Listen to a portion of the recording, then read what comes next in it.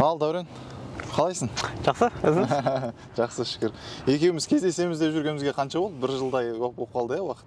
Бір жылдай болып қалған. Бір жыл болатын шығар жақында. Барлық коронавирус үшін. Иә, ковидтің кесірінен біраз жоспарларымыз жүзеге аспай қалды. Енді ничего, бүгін Аллаға шүкір кездесіп тұрмыз, сәтін салған екен.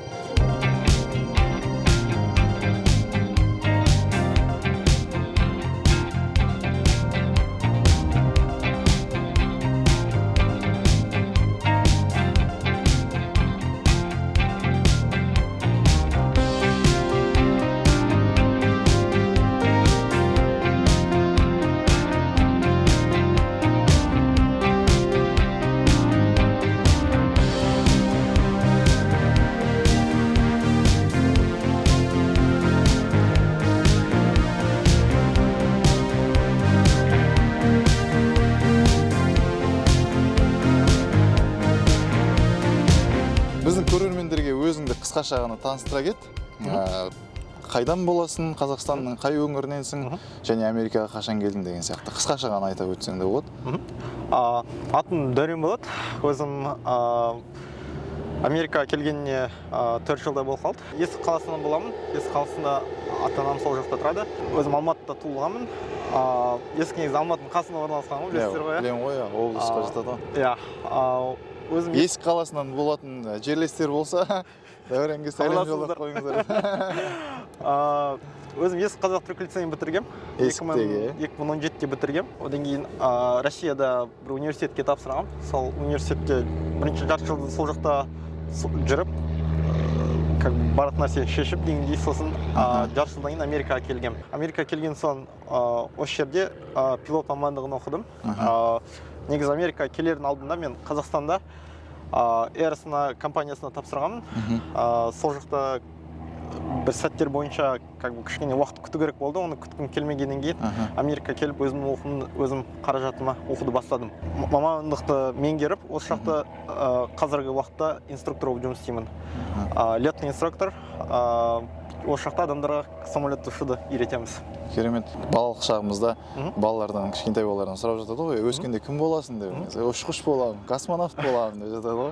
Сенде бұл ой, арман қашан пайда болды? Қалай келдің бұл мамандыққа жалпы? Меніңше бұл мамандық өзі кішкентай кезінде балалар негізі көбісі армандайтын сол мамандық немесе мамандығы сол космонавт немесе летчик қой, көбісі пилот болғысы келеді. Өзім негізі бала кезінен ұшып жүрмін. Ата-анам осы авиация мамандығында жұмыс істейді. Мен кішкентай болған кезімде менің мамам жұмысқа барған кезде әкеммен қалдырып кететін. Әкем любой уақытта звондап қалған кезде ол жұмысқа бару керек болады. Және көп сәттер болды, мамам жұмысқа кетіп қалады. Папам екеуміз қаламыз, бір 40 минуттан 50 минуттан кейін звондайды оған жұмыста. Сол кезде өзімен бірге алып кететін жұмысқа. Артта оларда үлкен самолеттер болатын, ұшатын, сол арттарына тығып, в общем, палаткамен жауып, сол жақта ұшып жүретін секрет. Потом самолет уже аспанға көтерілгеннен уже мен сол жақтан потом шығарып алып кететін өзімен кабинаға. Соны неше түрлі әдемі көріністер көріп терезеден. Бүгін иншаллах ұшқанда өзіңіз де көріп кетерсіз. Мүмкін пилот болып кетерсіз бүгінден көріп. Осы адам бір ұшса болды, бір ұшса вирус сияқты да бұл тарап кетеді. Қайта ұшқын келе береді. Пассажир болып ұшу бір бөлек, пилот болып ұшу бір бөлек. И өзім бала кезімнен армандап жүргем. Осы авиацияда дамығым келеді, өзіме ұнайды. Және де өмірде айтады ғой, екі нәрсе қателеспеңдер деп. Жұмыста және сүйген жарың, да? Иә, сүйген жарыңда. Сүйген жарыңда әлі жоқтырмадың. Жұмыспен жазады, енді сүйген жарыңмен жұмыс істеу керек енді. Дұрыс, жарайсың. Дәурен, Сан-Франциско бұл Бей-Эрия ғой. Қаншалықты бұл жақта ұшқан қиын, оңай шаруа емес сияқты. Мысалы, мен бүгін қондым, мыңдаған ұшақтар қонып, ұшып кетіп жатыр да. И осындай қарбаластың арасында сендер күнделікті ұшасыңдар, қателеспесем, күніге ұшасың сенде. Қаншалықты қиын? Негізі осы жақта именно осы Бей-Эрияда бір 9-10 аэропорттай бар бұл жақта. Осы мынау Хейворд, Окленд, международный, интернешнл, аржан Сан-Франциско, Сан-Карлос, Пало-Алто, НАСА, сосын Сан-Хозе, одан Ред Хилл аэропорттар. Аэропорттар бір кішкентай бір жерде, мына жақта көп түрлі аэропорттар орналасқан да. Негізі осы жер көп адамдар айтуы бойынша негізі осы көп пилоттар келеді, олармен как сөйлескенде олар көбісі негізі қателеседі мына жақта, потому что өте airspace мына жақта воздушное пространство өте комплекс та, өте қиын да, қиын болғанмен осы өте радиокоммуникация өте көп attention как бы внимание сұрайды, и как бы өте көп сөйлесесің. Осы жақта бірақ та бір адам үйрену ұшып алса, ол дүние жүзі әр аймақты ұша алады. Кез келген жерде ұша алады. Потому что именно мынау Бэй-Эриадан бір какой-то кішкентай қалада 9-10 аэропорт орналасқанда, сол барлық аэропорттардың өзінің воздушный пространствосы болады, и барлықтарын диспетчермен сөйлесіп отырасың. Тем более Бэй-Эриада өңке байлар өте көп та. Менде мысалы студенттерім өте көп келеді, маған оқиды, как бы маған келеді де, как бы оқуын оқып кетеді, емтихандарын бәрін тапсырады, пилотский лицензияларын алып кеткен кейін өздерін бір осындай бір кішкентай бір бизнес жеттарын сатып алады. Сосын отбасымен сол ұшып жүреді мысалы.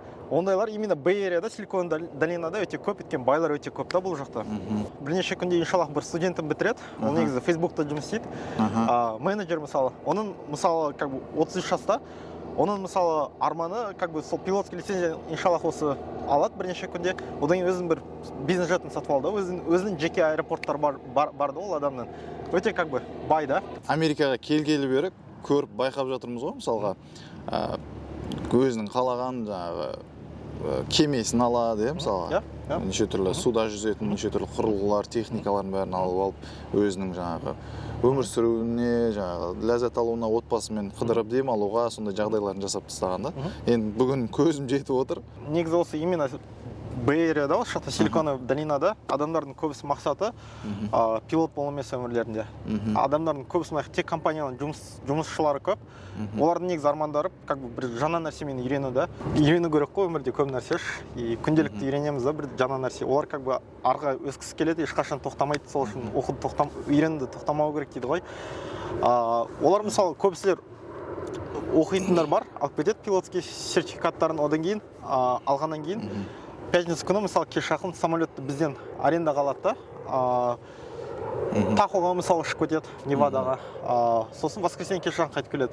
Мысалы бізде мысалы қыста анда-санда қолдарымыз босағанда, көп босағанда, біз мысалы достарымызбен самолетпен Тахоға барып, мысалы сноубордингқа барамыз мысалы. Тахо бір 40 минут мына жақта самолетпен ұшып барып. Прямой ұшасың, прямой келесің да, 40 минут ана жаққа, 40 минут бер жаққа. И как бы шаршамайсың, біріншіден, екіншіден өте тез да. Пробка деген нәрсе уже жоқ саған. Өйткені қыста пробка көп болады, Тахоға қартай. Гололед, неше түрлі факторлар болады. Кез келген жерге тез жете аласың. Сен тек қана кәсіби ұшқыш емес, оның үстіне адамдарды үйретіп, жаңа инструктор жүргізесің, толығымен ұшуды үйретесің ғой, былайша айтқанда. Нөлден бастап, толығымен әуеге көтерілгенше дейін қасында жетектеп жүресің, Енді қарашы, кәсіби маманның өзінен не естейік? Енді біз қарапайым адам ретінде көп нәрсені біле бермейміз ғой, оның ішкі кухнясында не болып жатыр сендерде. Қазіргі таңда 21 ғасырда ұшақтардың ұшу деңгейі, былайша айтқанда мынау әуе қатынастары, байланысы қалай құрылған жалпы? Мысалға, жүйелері қалай келтірілген, сол жағына жауап берсең. Қазір мысалға кез келген ұшаққа отырып, мысалы, барлығы компьютерленген деп айтып жатады ғой, оның бәрі оңай деп, мысалы. Қаншалықты жаңа қауіпсіздік жағынан, жалпы қаншалықты бұрынғыдан алға қарай дамып кеткен қазіргі ұшақтар? Қазіргі негізі жаңа ұшақтар көбісінде негізі системалары өте дамыған. Олардың как бы автопилот немесе және automation менеджменттері өте мықты. Сейфти бойынша негізі қауіпсіздік бойынша самолеттер ең безопасный техника болып саналады.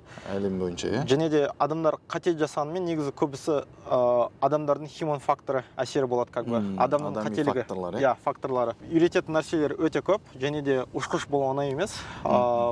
Негізі оған берілу керексің, өйткені ұшардың алдында сен оның толтыратын документтері және жасайтын жұмыстары өте көп. Адамдардың көбісі негізі ойлайды, просто ұшып шыға салады, машина айдағанда емес. Самолетті если білсең, системасын толықтай білсең, және де воздушный пространствоны кім қалай, осы самолетті ұшқанда әр пилот проблеманың алдында всегда жүреді. Если самолеттің артта қалып қалсаң, онда ол қиын болады, оны жөндеуге. Сол үшін самолеттің алдын ала барлық нәрсе, алдын ала ойлап тұру керексің, қалай болатын, қайда болатын, как бы экстрасенс болу керексің, бір сөзбен айтқанда. Meridian FBO деген бар. Сол Meridian FBO-да бұл жақта көбісінде чартерный бизнес жеттер орналасқан. Осы жерден негізі Американың көп байлар адамдар осы жақтан ұшады, негізі осы аэропортқа келеді, және самолеттан осы жаққа қалдырып, парковкаға қалдырады бізге. Мына жерде қара? Иә. Kind of. Мына кісілер кім болып келеді саған? Бұлар как бы бұл жақта жұмыс істейтін ground staffтар. И самолеттарды кіргізіп, және шығарып көмектесетін адамдар болып есептеледі. Осы жақта негізі өзім көрген бойынша ең атақты адамдардан Илон Маск болды. Илон Маск осы жаққа келген, қонған. Өзінің самолетін тастап кетіп, арғы Фримонтқа кеткен. Бірақ Тесламен ғана келген. Қастарында ешқандай сопровождение болмаған. Шорты футболкамен дейсің ғой? Шорты футболкамен, тачкамен еще де. Мына мысалға, мына самолет туралы ақпарат бере аласың ба? Мынау негізі Gulfstream деп самолет аталады, аты Gulfstream. Бұл негізі қымбат самолет, және де тоже ең лакжери самолеттардың бірі. Кез келген байлар ұшады осымен. Мына самолет артымызда тұрған Citation болады. Кішкене как бы классым төменірек. Анау Citation Mustang болады. Бұл одан да классым төменірек, бір примерно 7-8 адамдық самолет үштегі. Осы чартерный самолеттар, осы жақтан адамдар заказбен ұшады. Кейбіреулер жеке самолеттар бар араларында. Бұл жақта тұрған 3 Gulfstream, анау 2 Gulfstream тұрғандар үлкен құйрықтармен. И мынау 2 Gulfstream, 4 Gulfstream total. Бұлардың шамамен жобамен бағаларын білесің бе, қанша тұратын? Мынау Gulfstream примерно где-то бір 90-100 мың доллардай тұрады. Жаңалары одан да $1 миллион тұрады, 90-100 миллион доллардай. Одан да жаңалар бар, Gulfstream 700 мысалы. Бұлар мысалы Gulfstream 450-550-лер көбісі тұрғандар, 650. Gulfstream 700-лер олар как бы ең жаңа самолеттар, олар өте қымбат болады. Және артымыздан адамдар вертолет қаз кіргізейін деп жатыр. Бұл жігіттердің қызметі осындай ғой. Жалпы самолеттерді кіргізіп шығарады дейсің ғой, иә? Дәурен, енді қара. Осы жерде тұрған кез келген самолетті, ұшақты отырып басқара аласың ба? Бұл жақта әр самолеттің өзінің type рейтингі болады. Самолетті басқар үшін оған оқу көрексің, квалификация алу көрексің. Бірақ та ең бастысы оған коммерческий пилот лицензиян болса болды. Ол курс бір 2-3 апталық курсы болады. Тек қана бір системасын, оның айырмашылықтарын ғана үйретеді. Бірақ та әлі жаспыз, 22 жастамыз, шүкір, иншаллах уақытысымен келеді ол барлық нәрсе. Иншаллах, иә. Өмірде болып едіңіз сондай жерде? Жоқ, бұндай ангарда өмірде болмаған, бірақ GTA San Andreas'те болғам. Дәл осындай ұшақта отырып алып, біраз қалаларды аралап ұшқаным бар. Мықты. Енді қазір құдай қаласа сенімен бірге. Номер көріп тұрсыздар ғой, иә? Қайсы? 3 DS деген, Дәурен Сабит деген ғой. Құдай қаласа, иә. Жассын, болсын солай. Өзіңнің атың жазылған, өзіңнің жеке самолетің болсын, бұйырса. Қандай жоспар бізде қазір? Қазір біз ұшамыз, Oakland International аэропорт көреміз, қаланың үстін көреміз, Golden Gate көреміз, Alcatraz көреміз, San Francisco International аэропорт көреміз, Apple көреміз, San Jose International аэропорт көреміз. Көресің зат көп қой бүгінч, закат көреміз, романтика.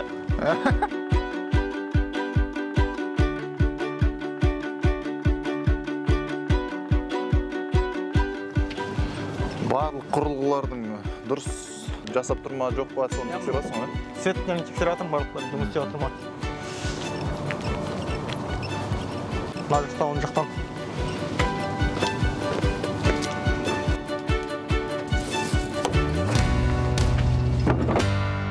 Қазір мүмкіндік болса, маған ұшақпен басқаруға мүмкіндік болса берем дедім. Мәссаған, бұл деген ерекше экспириенс point тұр, құрметті достар. Сондықтан да лайктарыңызды, комментарийлеріңізді жазып, міндетті түрде арнаға қолдау білдіріңіздер. Дәуренге ерекше өздеріңіздің ықыластарыңызды білдірсеңіздер болады.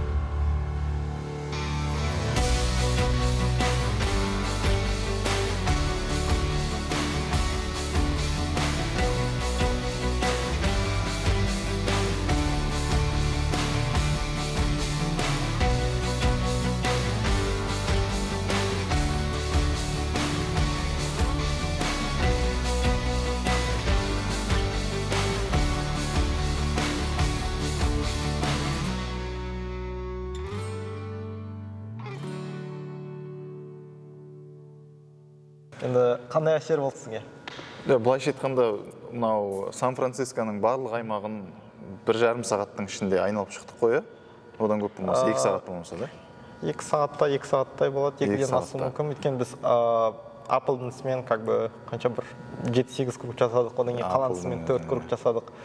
Құрметті достар, барлықтарыңызға бұйырсын деп тілеймін енді. Бұл сезімдерді жеткізу мүмкін емес. Мен көргенсіздер ғой, мен парашюттан секірген басқа әр нәрсенің өзінің сезімдері әртүрлі болады екен. Мысалға, бүгінгі жағдайда бұл табиғат пен қаланың үйлесуі бір-бірімен сондай әсем түрде енді камерамен барынша сіздерге жеткізуге тырысамыз. Бірақ көзбен көргенге бәрібір жетпейді. Күннің батуы, қаланың көрікті күнмен батып бара жатқан кездегі шамдардың жануы, сондай бір сәулет өнерінің сондай сүйкімді десек те болады. Сондай әдемі көріністерге куә болған, маған куә болдыруға көмектескен Дәуренге алғысым шексіз. Ал Дәурен осындай көріністерді күніге көріп жүр, құрметті достар. Ойлаңыздаршы. Қалай екен? Сезім қандай екен? Ал ең басты сезім осы жаңағы көріністер өз алдына тамаша ғой, бірақ қайтар жолда бір 10 минуттай қайтар жол болды. Сол кезде маған Дәурен штурвалды маған берді. Өзім бір 5 минуттай басқардым, былайша айтқанда мына самолетті, ұшақты. Сезімдерден жеткізу мүмкін емес, мен айтып отырмын ғой. Адам бір рет ұшқаннан кейін, оны жасай берген келе береді сол бір нәрсені. Масқара анау. Айтқаны қалай болды, рас болды ма? Рас екен. Кәдімгідей андай сезімдер андай ой туындай бастайды. Самолет алу керек екен ғой деген сияқты. Құдай қаласа ол деңгейге де жетерміз. Пробкада тұрмаған жақсы ғой негізі. Прямой ұша саласың, бір 5-10 минутта барған жеріне бара саласың. Кереметтен бұндай қарқынмен әлі де мүмкін ракетамен ұшармыз. Иншаллах, космосқа барамыз. Иншаллах. План космос, SpaceX. Керемет. Рахмет, Дәурен, осындай сезімдер сыйлағаның үшін. Енді Дәурен, сұхбатымызға оралайық, саған сұрақтар қояйық, көрермендерге де қызық болар. Ұшқышқа қатысты, жалпы жұмысқа қатысты қарай сұрағымызды, сұхбатымызды жалғастырайық. Біз жаңағы Apple-дың үстінен ұштық қой. Сол кезде біз ары қарай Сан-Хосеге барарға дейін диспетчермен байланыс құрдың ғой сен? Сан-Хосеге барайық. Иә, ол кезде NASA сұрады да, бізде NASA-ның аэропортын диспетчер NASA-ның воздушный пространствосына ұшқаннан кейін, ол айтты, сендердің мақсаттарың қандай деді. Хейвардқа NASA-ның үстімен ұшқыларың келе ма, немесе Сан-Хосе арқылы барасыңдар ма, сендердің бірінші дистанцияларың қандай деді да. И біз айттық та, Apple-ның үстімен бірінші 360 градус кругтар жасаймыз, фото аламыз, содан кейін фото шутинг жасаймыз, содан кейін Сан-Хосе аэропортының low approach деп аталады, біз жасаған маневр бір 30 фиттің үстімен үлкен скоростьпен полосаның үстімен ұшып кеттік.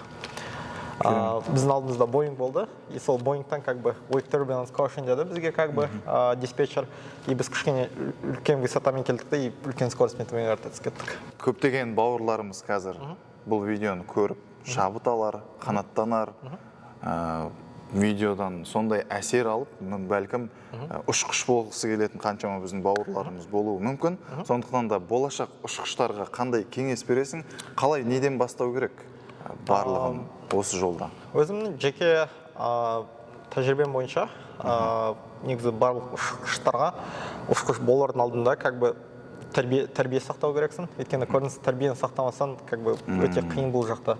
Көп нәрсені таск менеджмент жасау керексің, көп нәрсе бір уақытта жасайсың. Сен пассажирың бар, самолетті ұшу керексің, плюс диспетчермен сөйлесу керексің. Бір уақытта көп нәрсе келесі, соның барлық нәрсені распределять ету керексің, не саған маңызды, не маңызды емес. Енді бастапқы ұшқыштарға бастау үшін ең біріншісі көп адамдар қиналатын ол ағылшын тілі. Ағылшын тілі тек қана бізге емес, ол американецтердің өздеріне өте қиын. Өйткені коммуникация, терминология өте қиын. Әшейін күнделікті ағылшын тілі емес, сөйлейтін заттар өте көп нәрсе, және де өзінің памяти, меморин жақсы болу керек, потому что көп числолар береді, соның барлық нәрсені қайталап білу керексің адамдарға, диспетчерларға. Физика, математика өте маңызды, есептеу керексің көп нәрсені, уақыт-уақытпен тез барлық нәрсе, градустарды, курстарда барлық нәрсені білу керексің. Ең маңыздысы сол ағылшын математика, физика. Және де көп нәрсені кішкентай уақытта қабылдау білу керексің. Өте көп информация. Адамдардың көбісі келетіндер авиацияға нольмен келеді. Өте как бы вообще опыттар, тәжірибесі болмаған. И бұл жақ вообще басқа бір дүниеде, вообще өмірлік көп нәрсе заттар, біз білмейтін нәрселер, как бы көп нәрселерді оқу керексің, көп нәрсені күнделікті закондар өзгереді, оны как бы барлық нәрсені білу керексің пилот бойынша, потому что бір законды бұзсаң, ертең үлкен проблема болуы мүмкін. Ол проблема алкемеу керексің. Бұл жерде енді біз нақты практикалық кеңестерге өтейік қазір дәурен.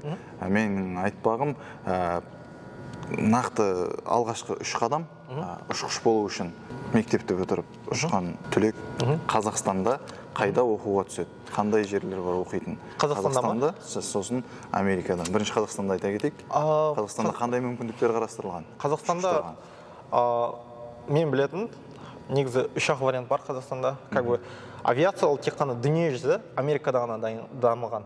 Еш мемлекетте Америкадағындай дамымаған авиация. Авиация дүние жүзі бірінші орында тұр Америкада. Сондықтан дүние жүзі адамдар барлық келетін Америка келеді оқуға. Және де Америкада авиация пилот болу үшін дүние жүзі ең арзан мемлекет. Онда жадында қарасаң сенбейсің да, бірақтан негізі Америка ең арзан мемлекет пилот болу үшін. Өйткені басқа жерде ешқайда дамымаған, осындай возможность жоқ ұшып жүруге. Мысалы, сіз бүгін екеуміз ұштық, қаншама неше түрлі международный аэропорттардан сіз ұштық. Ондай еш мемлекетте ондай нәрсе берілмейді Америкадан басқа. Мысалы, Қазақстан Алматының үстінен ұшамайсыз. Алматының үстінен ұшсаңыз атып тастайды сізді сразу. Болмайды ұшуға. Потому что ол как бы международный аэропортта тек қана үлкен самолеттер ғана қонады. Мысалы, Сан-Хоседа ұштыңыз, мысалы, аэропортта. Мысалы, Қазақстанда болса, мысалы, әр самолетқа посадкаға, мысалы, ақша төлейсің да? Бір среднем самолеттер $1500-2000 әр посадкаға төлейді мысалы, за каждую посадку. Біз мысалы ұштық, бұл жақта ештеңе айтпайды да, ешкім ештеңе айтпайды. Біз ұшып қана қойған жоқпыз, қазір осы жерге кадрды бере кетемін, жаңағы Сан-Хоседің аэропортының үстінен өтпек түгілі біз қанша метрге дейін жақындадық жерге? 8 метр биіктікте қонайын деп жатқан сияқты маневр жасап, жаңа дәурен. Қазір осы видеодан көрсетем. Мен өзім ойлап тұрып қонайын деп жатырмын. Түсінбей қалдым, соны бір кезде бүйтіп келіп қонып, біраз ұштық. Мен жерге жақындап ұшып кеткен жоқпыз. Кәдімгі осылай қалқып. Ол барлық нәрсе хитро жасалады да барлық нәрсе. Потому что если біз қонсақ, біз төлеу керекпіз посадка. Бірақ та біз 8 метр ұшсақ, біз төлемеу керекпіз. Бірдей сезім ғой. Так что кішкене бұл жақта закондармен ойнаса да болады. Бұл жаққа қонсаң, оған ақша шешіп аласыңдар. Компания как бы оған ақша төлейді. Өйткені ол жақта Боингтар үлкен самолеттер қонады да. Өзіңіз мысалы бүгін ұшып келдіңіз, ол жақта чисто көрдіңіз, дәу самолеттер ұшып жүріп та. И оның арасында біз ғана жүрдік та, сол жақта ұшып басқа самолеттер көрмедіңіз да, мысалы сондай самолеттер ұшып жүрген. Керемет. Былайша айтқанда кеңесің бірден Қазақстанға? Қазақстанда мысалы 3 вариант қана бар. Бірінші вариант ол АГА-ға түседі адамдар. Авиационно-гражданская академия Алматыда орналасқан. Екінші вариант Қазақстанда адамдар Ақтөбеде военный училище бар. Как бы пилотқа военный пилот болып басында, одан кейін государствоға, мемлекетке бірнеше жыл жұмыс істейді, одан кейін как бы ауысу мүмкін, если диверсионный мемлекет. Үшінші вариант бар, ол Эйр Астанада тек қана Абинишумен бара аласың. Абинишу деген программа бар, бірақ та ол жақта сен оқисың, олар саған ақша төлейді, бірақ сен оларға жұмыс істейсің. Мен кеткенде 3,5 жыл бұрын, 4 жыл бұрын, қанша бір 7 жыл жұмыс істеу керек болдың сен. Олар саған барлық оқуыңның шығындарын өтеп береді, сен 7 жыл жұмыс жасап өтеп беру керексің. Бірақ айлығыңды төлейді, е? Айлығын төлейді, бірақ та 10% емес. Соның ішінен как бы сен проценттарын алып тұрады. Қанша процент төлейді? Мен есіңде қалса? Есімде олса бір 50% походу саған ғана төлейді. 50% сен компанияны төлейсің. 7 жыл бойы.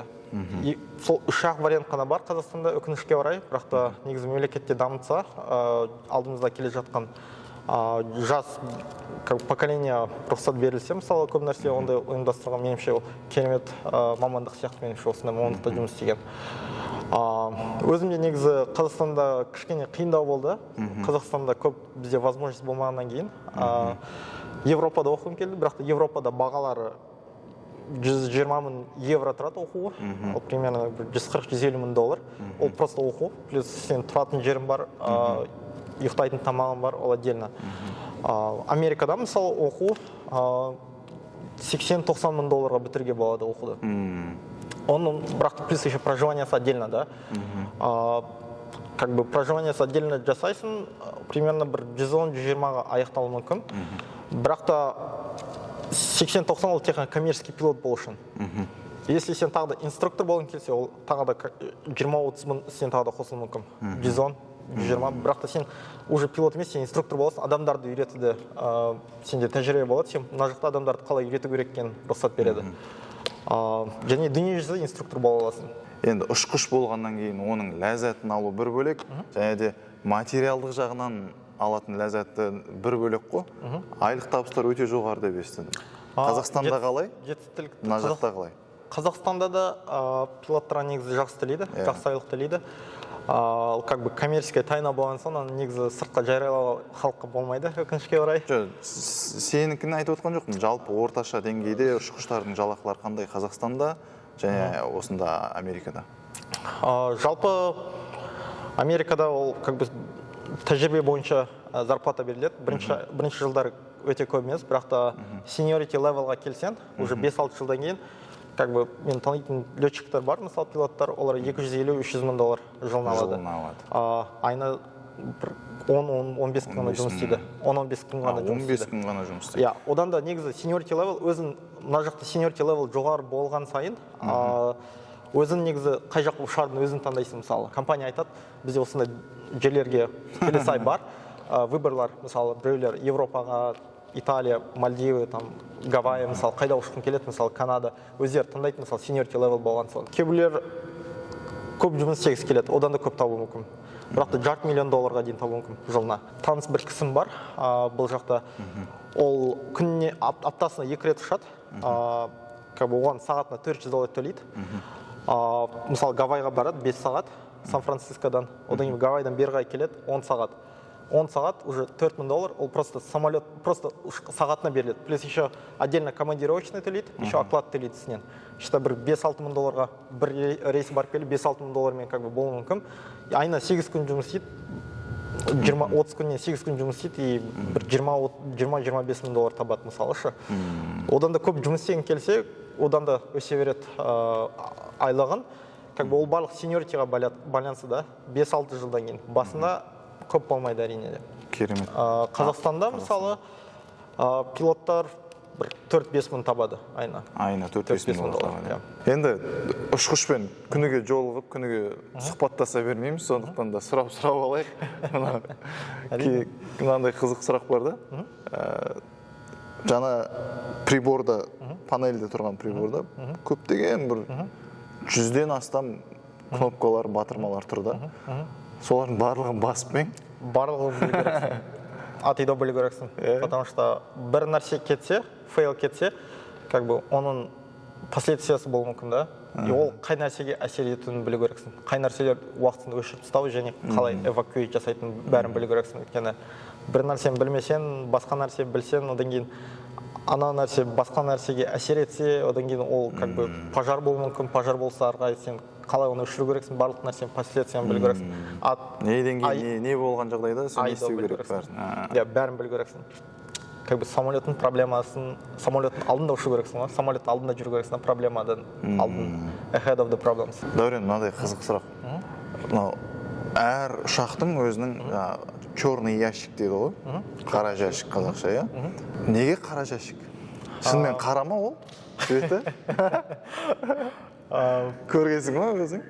Ол негізі самолеттің ең артында жатыр, негізі багажниктің ең арт жағында, ол жоқ, негізі доступ жоқ та. Барлық заводтан шыққан кезде оны ашылмайтындай қылып жасай ма, сонда қалай істейді? Ең артына тығып тастайды, оны тек қана инженерлер ғана көре алады.